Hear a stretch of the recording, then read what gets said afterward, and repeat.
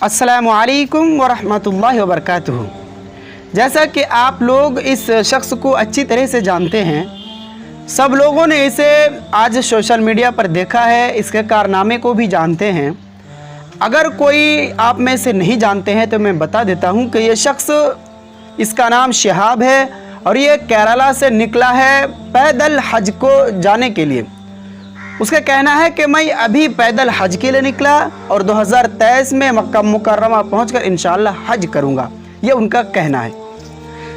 दोस्तों, ये उनका जज्बा है, इनकी जोश है, इनकी चाहत है, ये अच्छी बात है, यहाँ तक ठीक है। लेकिन दीन इस्लाम एक ऐसी चीज़ है कि आपको वही करना होगा और वही करना पड़ेगा जो कुरान और हदीस में है, जो सहाबा इकराम रदियल्लाहु अन्हुम अजमाइन से साबित है, जो फ़हमे सहाबा सलफ़े दी, जो असलाफ़ किराम रहमतुल्लाह अलैहिम अजमाइन लोगों ने किया था, उसी को आप कर सकते हैं। अगर हद से बढ़ने की कोशिश करते हैं तो आप बिदात कर गुजरेंगे। और अल्लाह तबारक व तआला, नबी करीम सल्लल्लाहु अलैहि वसल्लम ने बिदात के बारे में फरमाया कि कुल्लु बिदातिन ज़लालह व कुल्लु ज़लालतिन फिन्नार, कि हर बिदात गुमराही है, हर गुमराही जहन्नम की तरफ ले जाने वाली चीज़ है। दोस्तों, मैं कुछ कहूँ इससे पहले आपको एक हदीस सुनाता हूँ। जामिया तिरमिज़ी की हदीस है, हदीस नंबर 1536 है। जी हाँ दोस्तों, जिसके पास हदीस है वो खोल करके देख सकते हैं। अगर नहीं है तो आज गूगल का ज़माना है, नेट, आप गूगल में सर्च करते हैं कि जामिया तिरमिज़ी की हदीस नंबर 1536, जिसमें है कि एक बूढ़ी औरत अपने घर से निकली बैतुल्ला के लिए। वो पैदल नज़र मानी कि मैं ये नज़र मानता हूँ कि मुझे बैतुल्ला तक पैदल हज करके जाना है। वो वहाँ से निकल पड़ी, चलने लगी। तो चूँकि नबी सल्लल्लाहु अलैहि वसल्लम का ज़माना था, सहाबा इकराम ने पूछा कि क्यों नहीं नबी सल्लल्लाहु अलैहि वसल्लम किसके बारे में पूछ लिया जाए, जानकारी हासिल कर ली जाए। नबी करीम सल्लल्लाहु अलैहि वसल्लम तक लोगों ने इसकी खबर पहुँचाई। नबी करीम सल्लल्लाहु अलैहि वसल्लम ने फरमाया कि ये पैदल जो हज के लिए जा रही है और वहां तक जाने के लिए इसने जो नजर मानी, अल्लाह तबारक व तआला इनके पैदल जाने से बेनियाज है। अल्लाह तबारक व तआला को कोई फर्क नहीं पड़ता। अल्लाह तबारक व तआला बेनियाज है, कोई फायदा थोड़े होगा, कोई फायदा। अल्लाह तबारक व तआला इससे बेनियाज है कि वो पैदल चल करके जाए। उससे जाके कह दो कि वो सवारी को इख्तियार कर ले, वो सवारी को पर सवार हो जाए, सवारी को वो पकड़ ले। ये नबी सल्लल्लाहु अलैहि वसल्लम ने उसको हुक्म दिया। इसके अलावा एक और हदीस है, हदीस नंबर 3883 है। जी हाँ, कि हदीस नंबर 3883 है। रावी हदीस अनस रदियल्लाहु ताला अन्हु है। वो कहते हैं कि एक शख्स को नबी करीम सल्लल्लाहु अलैहि वसल्लम ने देखा कि उस बूढ़े शख्स को दो उनके बच्चे सहारे देकर के उसको पैदल लेके चल रहा है। यानी वो बूढ़ा शख्स दो आदमी के सहारे से, दो आदमी के कंधे पर अपना वजन डालकर वो पैदल चल रहा है, जा रहा है। नबी करीम सल्लल्लाहु अलैहि वसल्लम ने पूछा कि क्या माजरा है भाई, क्या मामला है, ये क्यों होगा, ऐसा क्यों चल रहा है? तो कहा कि इस शख्स ने नजर माना कि वो पैदल हज के लिए वो बैतुल्लाह तक जाएगा। तो नबी सल्लल्लाहु अलैहि वसल्लम ने क्या फरमाया, आप जरा सुनिए। नबी सल्लल्लाहु अलैहि वसल्लम ने फरमाया कि अल्लाह तबारक व तआला को कोई फर्क नहीं पड़ता कि वो शख्स अपने आप को आज़ाब दे, अपने आप को तकलीफ में मुब्तला करे, अपने आप को किसी चीज़ के मुकल्लफ बनाए, इससे अल्लाह तबारक व तआला को कोई फ़र्क नहीं पड़ता। और अल्लाह तबारक व तआला इस तरह के अमाल से और इस तरह के अमाल अंजाम देने से बरी है। अल्लाह तबारक व तआला बेनियाज है।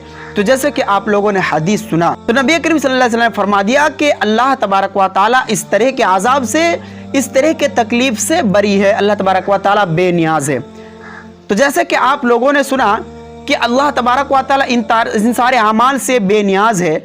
और नबी की ये नई चीज़ नहीं है। ये जो अभी देख रहे हैं कि ये पैदल और अपने आप को मुकल्लफ बना हुआ सफ़र के लिए जा रहा है, सफ़र के लिए आज का ये नई चीज़ नहीं है। नबी सल्लल्लाहु अलैहि वसल्लम के ज़माने में भी लोग ऐसा करते थे। तो नबी करीम सल्लल्लाहु अलैहि वसल्लम को जहाँ तक खबर पहुँची, जो अपने आँखों से देखा, तो नबी करीम सल्लल्लाहु अलैहि वसल्लम ने उसे रोका, मना किया, सवारी पकड़ने का हुक्म दिया।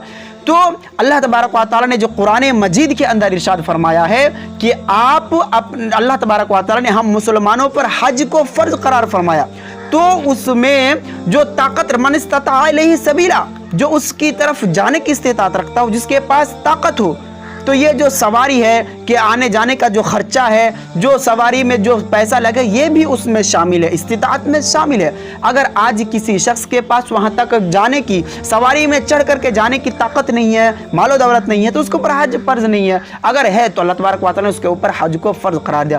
بہت سارے لوگ کہتے ہیں کہ یہ جو ویڈیو ہے یہ ایمان کو اجالا کرتا ہے، ایمان کو تازہ کرتا ہے، لوگوں کے جوش و جذبات کو بیدار کرتا ہے، اسلام کو جو اس کی جو طاقت ہے اس کو بیان اور واضح کر رہا ہے۔ کیا اس میں ریاکاری نہیں ہو رہی ہے؟ اللہ تبارک و تعالیٰ نے ریاکاری سے منع فرمایا۔ نبی کریم صلی اللہ علیہ وسلم نے بھی ریاکاری سے فرمایا کہ نبی کریم صلی اللہ علیہ وسلم نے بھی ریاکاری سے منع فرمایا کہ قیامت اس کے قریب لوگ شرک کرنے لگیں گے۔ صحابہ کرام نے پوچھا کہ کس طرح کے شرک؟ وہ حیرات میں پڑ گئے۔ نبی کریم صلی اللہ علیہ وسلم نے فرمایا کہ عبادات تو لوگ کریں گے لیکن اس میں ریاکاری بہت زیادہ شامل ہوگا۔ تو یہ ریاکاری کا زیادہ امکان ہے کہ ہو سکتا ہے کہ ریاکاری، گرچہ کا ایک ویڈیوز میں دکھایا جا رہا ہے کہ وہ منع کر رہے ہیں لوگوں کو، اور سوشل میڈیا اختیار کرنے سے وہ لوگوں کو منع کر رہے ہیں، لیکن حال ایسا بن چکا کہ لوگ اس سے بچنے کی کوشش کرتے ہوئے بھی نہیں بچ پا رہے ہیں۔ تو کہنے کا مطلب ہے کہ دین اسلام کو سمجھنے کی ضرورت ہے، اس میں فہم کو حاصل کرنے کی ضرورت ہے، اس کو سمجھنے کی ضرورت ہے، اس میں مہارت حاصل کرنے کی ضرورت ہے۔ ایسا نہیں کہ یہ صحیح کام ہے تو اسے کر لے۔ نبی کریم صلی اللہ علیہ وسلم کے زمانے میں بھی کچھ لوگوں نے اچھا کام کرنے کا وہ کیا تھا، فیصلہ کیا تھا، جو کتاب جو نبی صلی اللہ علیہ وسلم نے نہیں فرمایا تھا، قرآن میں بھی نہیں تھا، لیکن وہ کہا تھا میں پوری زندگی روزہ رکھوں گا۔ ایک نے کہا تھا کہ میں کبھی نہیں سوؤں گا، پوری راتیں عبادتیں کرتا رہوں گا۔ ایک شخص نے یہ کہا تھا کہ میں شادی کبھی نہیں کروں گا، صرف اللہ کی عبادت کروں گا۔ تو ان لوگوں کو روک دیا، کیوں؟ اس لیے کہ وہ بدعت ہو رہا تھا، وہ اسلام کا طریقہ نہیں تھا، گرچہ اچھا کام تھا۔ تو آج ہمیں سمجھنا چاہیے کہ اگر کوئی شخص اچھا کام کر رہا ہے لیکن اس کام کو اور وہ اعمال قرآن سے ثابت نہیں ہے، احادیث کریمہ سے ثابت نہیں ہے، تو وہ کام دین اسلام میں قابل قبول نہیں ہے، بلکہ وہ بدعات میں شمار ہو جائے گا، اور وہ کل بدعت ضلالہ وکل ضلالۃ فی النار۔ اللہ تبارک و تعالیٰ سے دعا ہے کہ ہمیں دین اسلام کو سمجھنے کی توفیق عطا فرمائے۔ اللہ تبارک و تعالیٰ ہمیں ریاکاری سے بچائے۔ اللہ تبارک و تعالیٰ ہماری حفاظت فرمائے۔ آمین۔ السلام علیکم ورحمۃ اللہ وبرکاتہ۔